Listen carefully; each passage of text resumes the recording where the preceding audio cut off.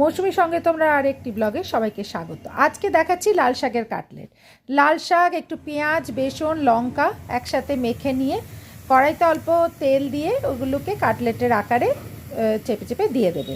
এবার একটা জায়গায় একটু বড়ি ভেজে রাখবে, সেটাকে একটু ভালো করে গুঁড়ো করে নেবে হাতের সাহায্যে চেপে। তারপরে যে দিকটা নরম আছে ওই দিকটাতে ওই বড়িগুলোকে চেপে চেপে দিয়ে দেবে। তারপরে নিচের দিকটা হয়ে গেলে পরে উল্টে বড়ির দিকটা ভালো করে ভেজে নেবে, তাহলেই তৈরি হয়ে যাবে লাল শাকের কাটলেট। খুব তাড়াতাড়ি হয় এবং খুব সহজ রেসিপি, খেতেও ভীষণ সুন্দর লাগে। সবাই করে খেয়ে আমাকে কমেন্ট করবে কেমন হয়েছে।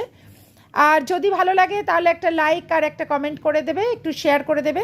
যারা আমার চ্যানেলটা সাবস্ক্রাইব করোনি তারা আমার চ্যানেলটা সাবস্ক্রাইব করে নেবে। দেখা হবে পরে আরেকটা ব্লগে। সবাই ভালো থেকো, সুস্থ থেকো, আনন্দে থেকো। আজকে ব্লগটা আমি এখানেই শেষ করছি।